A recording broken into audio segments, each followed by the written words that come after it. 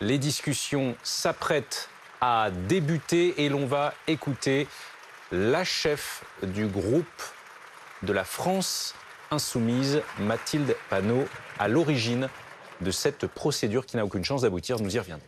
Madame la Présidente, Madame la Première ministre, collègues, il est logique que le refus de la confiance récolte la défiance. Nous voici enfin de retour en démocratie parlementaire. Pour résumer, vous avez été nommé par le président de la République en mai. Puis, au lendemain du naufrage des législatives, vous lui présentiez votre démission. Le président vous a maintenu en poste, et ce, alors même que vos idées sont minoritaires dans le pays. Vous ne tirez donc votre légitimité ni des élections législatives, ni même du Parlement, à qui vous n'avez pas demandé s'il vous faisait confiance pour conduire la politique de la nation. En d'autres termes, vous êtes à cette fonction une anomalie démocratique. Vous avez, la semaine dernière, longuement parlé. 1h30 de déclarations alternant truisme, flagornerie, clin d'œil appuyé et subtil à certains de mes collègues, vaines tentatives de diviser la NUP, mots creux dont la Macronie raffole, territoire, égalité des chances, des destins, bâtir ensemble, avancer, pour mieux emballer une ligne ultralibérale qui ne vous a jamais quitté. Car oui, votre déni de réalité continue. On trouve dans votre discours une ressemblance frappante avec celui d'Emmanuel Macron sur son programme présidentiel en mars. Sauf que c'était déjà il y a 4 mois. Depuis, vous vous êtes engouffré dans une ellipse temporelle pour effacer votre défaite. Votre déclaration, c'est l'insoutenable continuité de votre projet entre autosatisfecit et congratulation. Vous prononcez, Madame la Première ministre, 5 fois le mot compromis, mais pas l'ombre d'un regret des 5 années passées. Pourtant, vous simulez un rétropédalage. Votre ministre de l'Intérieur dans la presse nous dit que la situation, je cite, consiste à corriger sans doute un certain nombre de choses programmatiques, de comportements que nous avons eus. Vous-même, Madame la Première ministre, nous dites « Les Français nous demandent d'agir et d'agir autrement. Ils nous invitent à des pratiques nouvelles. » C'est là que la grande énigme commence. De quelles pratiques parlez-vous ? Quelles sont ces choses programmatiques à corriger ? Il n'est pas une mesure que vous ayez reniée dans votre déclaration. Votre arrogance vous empêche toute forme de désaveu. Cette même arrogance a précédé votre débâcle. Alors, voici venu le moment de vérité. Cette motion de défiance tiendra lieu de clarification politique. Puisque vous n'avez rien changé sur le fond, que votre programme de malfaisance sociale et écologique est intact, ce vote permettra de distinguer ceux qui souhaitent servir de béquille à ce pouvoir ou font semblant de s'y opposer de ceux qui portent une réelle alternative pour le pays. À ce sujet, le porte-parole de votre gouvernement, comme vous, Madame la Première ministre, parlait de motion de posture. Comme toujours, vous inversez la responsabilité. Sachez, Madame la Première ministre, que défendre la démocratie n'a rien d'une posture. Cela échappe peut-être à votre pensée complexe, vous qui, pendant 5 ans, avez méprisé la démocratie. Vous qui avez gouverné pendant la pandémie sous état d'urgence sanitaire, par un conseil de défense couvert par le secret défense. Vous qui avez eu pour seule réponse à toutes les manifestations de colère du peuple la matraque. Aux gilets jaunes qui demandaient le référendum d'initiative citoyenne et une vie digne, ce furent 32 éborgnés, 5 mains arrachées et la mort de Zineb Redouane. Aux Guadeloupéens qui demandaient des moyens de santé, des mesures contre la vie chère et le droit à l'eau, ce fut l'envoi du GIGN et du RAID. Aux écologistes qui luttent pour la survie de l'humanité, c'est une pluie de procès et de perquisitions. C'est savoureux venant de vous qui avez confondu le Parlement avec la chambre d'enregistrement des desiderata du président. Le temps où vous considériez la démocratie comme accessoire est révolu. À l'inverse d'une posture, cette motion de défiance sert à démasquer les impostures. Car oui, elle tient lieu de clarification. Ceux qui ne voteront pas cette motion de défense seront les partisans de votre politique. Avec vous, aucune mise à contribution des plus riches ni des grandes multinationales. Pourtant, 100% des entreprises du CAC 40 ont reçu des aides publiques. L'année dernière, les 2/3 ont battu leur record de profit.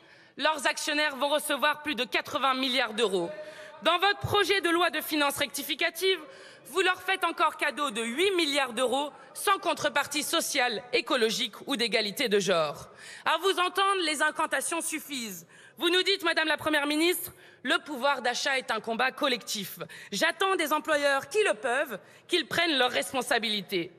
En d'autres termes, aucune contrainte ne pèsera sur les entreprises, mais à l'inverse, les allocataires du RSA, eux, auront désormais des devoirs en contrepartie de leurs droits. Par conséquent, ceux qui ne voteront pas cette motion seront les partisans de votre politique pour les riches et du RSA conditionné à des heures d'activité gratuites. Avec votre loi pouvoir d'achat, vous alignez les exonérations de cotisations. Avec les primes prévues, vous donnez des miettes aux salariés en lieu et place d'augmentation de salaire. Donc ceux qui ne voteront pas cette motion seront d'accord avec la mise à sac de la sécurité sociale et la stagnation des salaires. Le plus risible, c'est que vous agitez à tout bout de champ la menace de la dette tout en liquidant méthodiquement les recettes de l'État. Quand on veut tuer son chien, on l'accuse d'avoir la rage. Avec toutes ces mesures, vous privez la puissance publique de milliards d'euros pour mieux justifier ensuite votre infâme réforme des retraites. J'en conclus que ceux qui ne voteront pas cette motion seront les partisans de la retraite à 65 ans. Vous singez l'État stratège en annonçant la renationalisation d'EDF. En réalité, c'est la dernière station avant le dépôt de bilan. Votre politique énergétique hasardeuse a précipité notre fleuron national au bord de la faillite. Le groupe pourrait être endetté de 70 milliards d'euros à la fin de l'année. Comme toujours, vous socialisez les pertes et vous privatisez les profits. Avec vous aux manettes d'EDF, plus rien ne vous empêche d'enclencher le plan Hercule, cher à Emmanuel Macron. Alors, quelle ironie de voir ceux qui jouent les défenseurs de l'industrie, de la souveraineté nationale à longueur de journée, s'apprêter à cautionner cette gabegie. En d'autres termes, ceux qui ne voteront pas cette motion seront d'accord avec la destruction de notre principal outil de planification énergétique. Emmanuel Macron disait récemment que le quinquennat sera écologique ou ne sera pas. Vous avez donc choisi, il ne le sera pas. Là encore, il y a les mots et les actes. Les mots, c'est vous, Madame la Première ministre, lorsque vous dites « Nous serons la première grande nation écologique à sortir des énergies fossiles ». Les actes, ce sont vos députés européens qui votent le projet de taxonomie pour inclure le gaz et le nucléaire dans les énergies vertes. Les actes, c'est votre gouvernement qui propose dans la loi pouvoir d'achat un article en faveur du gaz de schiste américain. Les actes, c'est ce cadeau à Total Energy et à Engie qui n'auront même pas à souffrir d'une étude d'impact environnemental et rien sur la sobriété énergétique ou le développement des énergies renouvelables. Ceux qui ne voteront pas cette motion seront donc les complices de votre inaction climatique. Alors certes, il y a une chose sur laquelle vous êtes revenus. C'est la déconjugalisation de l'allocation handicapée. On saura pour la prochaine fois qu'il vous faut refuser une mesure 6 fois avant que vous ne daigniez l'examiner. Peut-être était-ce pour faire oublier une séquence désastreuse où vous invitiez une femme porteuse de handicap à reprendre le chemin du travail. Ou simplement un acte de courtisanerie, la seule chose que vous semblerez concéder aux oppositions.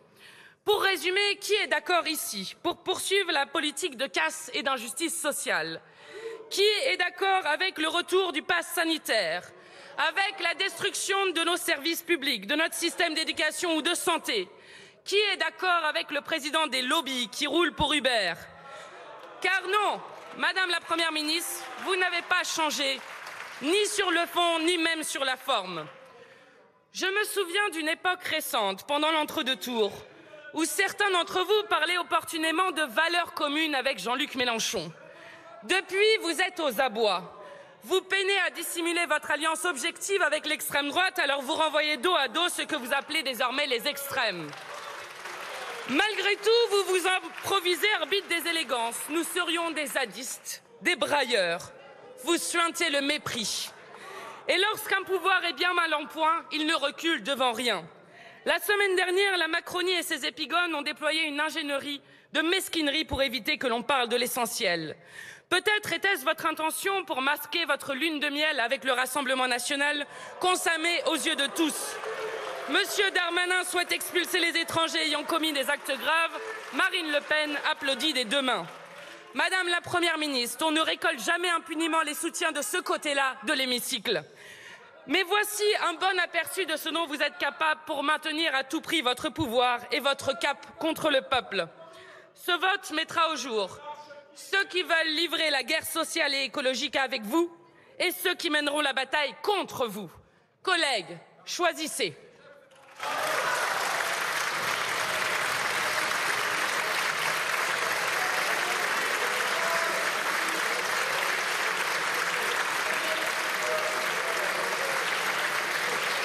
Je vous remercie. La parole est à